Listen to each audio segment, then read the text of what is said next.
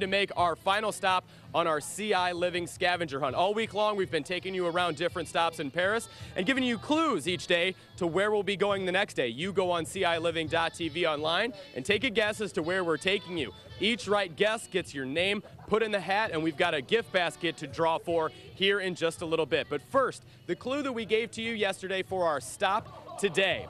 A studio on the Turner's property sets the stage for an amazing process of art and creation. This company blows glass and has truly one-of-a-kind pieces to share and to sell. So now we take you inside Larkfield Glass.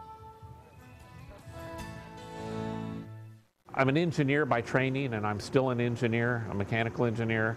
So I did not used to think I was artistic, but I guess I am because I love doing this.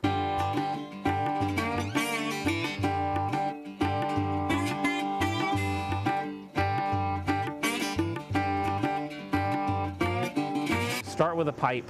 The pipe has to be preheated because glass won't stick to it while it's cold. And then I dip it into a pot to get the small amount of glass and immediately blow an air bubble.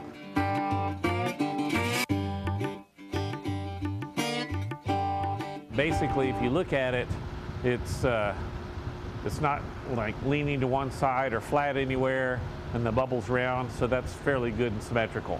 So now that I've got my little start, I've got my bubble, and now I need to get some glass on here so that I can dip it in the color and have the color stick to it. So come over here, I've got black, which is right here. That's going to end up being the lip of the bowl. And I've got this mix, which is some yellow, some orange, and some red. The color that I dip it in is also glass, and it all melts together. So it's not like paint or anything. It's not going to chip off. It's actually glass that melts in there. Now, unlike if this were paint, it would all be mixing, but since it's not, the dots kind of retain their shape, and I end up getting swirls like that. That's just an awl from Rural King that I bent. So that's kind of swirled around like I want. It's all really lumpy, but remember I want symmetry, so I'm going to melt it again, and then I'm going to try to make the whole thing smooth. So back into the glory hole to melt everything, get it hot. You notice this whole time I'm turning the pipe. I never really stop turning because the glass, if I stop turning, it's going to droop, and then I lose my nice shape. So the whole time that I'm doing a piece, my fingers never really stop doing this. So now this is nice and hot. You can see the glass is melted again, so I'm going to get my little cherry block, which has been soaked in water. I've got a little bit of lumpiness here, so I'm going to heat it again and do that again. And then I'm going to re-blow my bubble. The bubble started, but it's kind of even with the pipe. Well, I want more of a bubble in there before I continue.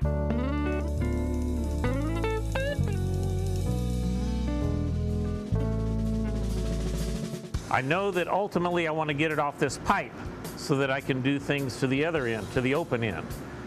Well, that's at this point that I need to put what we call a neck on it.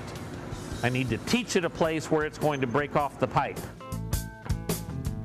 When I finally get what I want there, then I'll dip it in glass again to get the final case.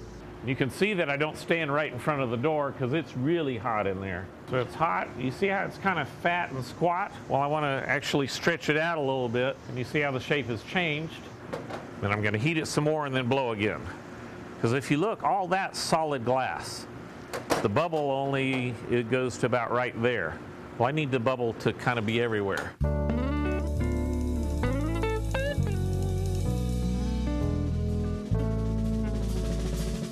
Kind of flatten the bottom. Since this is a bowl, I'd actually like to have it sit flat on the table.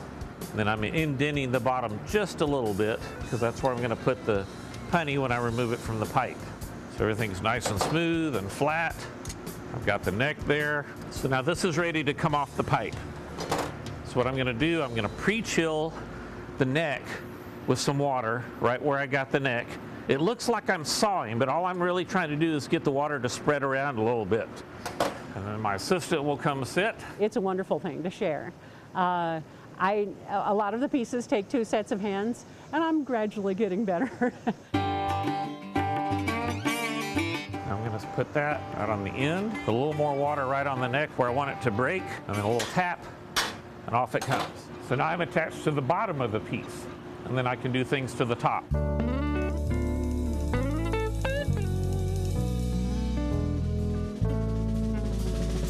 This is called a steam stick. It's a piece of cherry wood that's been soaking in the water.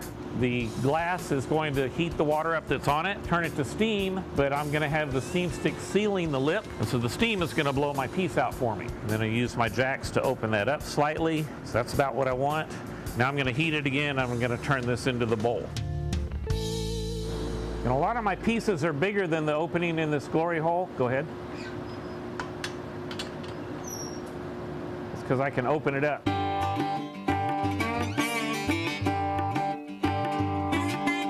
So there's the bowl. It's still very hot. And if I just left it out, it would crack and break. So it's going to go right into the annealing oven. And that's an oven, it starts 960 degrees. And it slowly cools the glass down over about 14 hours to bring it to room temperature. And I need to do that so it doesn't crack. I like that. It's always trying a new technique and getting better and better, or trying to get better and better. Sometimes I'm successful and sometimes I'm not. I mean, some of my coolest pieces have been mistakes. There's oops, and then it comes out of the annealer at the end of the day and you're going, oh, that's pretty cool. Let's try it again. I mean, my wife has asked me, well, can you do that again? I'm going, maybe. Oh, we'll try it. Well, here's the finished product live from our town, Paris. This is the bowl that we were seeing being worked on throughout that piece, and then it's the finished product. The colors just really come alive when it finally comes out of that last step, and Randy and Joy with us here now. Randy, kind of take us through that finishing product. So we put it in that final oven to let it cool down slowly, and these colors just come alive in these pieces. Remember how it looked when I was putting it in the annealer? All the oranges and yellows here were kind of dull. You really couldn't tell that it was going to be that nice color. And although you could tell that was dark, you really couldn't tell that it was going to be black. And you saw that it was ruffled. I can't sit and admire it then because it has to go in there really quickly or it's going to break. So I don't get to admire it until the next day. So it's really nice to get out here in the sunlight and look at it. And, you know, we appreciate you coming out and watching me make this. This was fun. Oh, it was more fun for me, I promise. And now we kind of just stuck to this piece during the segment there, but you have just a whole wide array of different things that you do. What are some of the things that you're typically cranking out? I make paperweights. I make vases. All is 3 feet. I make plates. I make just art pieces that are swirled around that are non-functional. Christmas ornaments, yes. Oh, yeah. People like their Christmas ornaments. They hang them in the window year-round, and so the light shines through them. Yeah, as you can tell, the light is kind. So how do folks get in touch with you if they're interested in looking at some of the selection that you have out at your studio? Where do you want them to go to inquire about finding some of these pieces? Well, probably the easiest place is go online. We have a Facebook page under Larkfield Glass, Larkfield Glass. And they can even do an internet search for Larkfield Glass, and they'll find videos and address and a phone number that they can call. And we'd like them to call anytime. We're at the studio most of the time. Come out and look and just enjoy themselves. Excellent. Well, Randy and Joy, thanks so much for having us over. It was very fun. Thank you very much.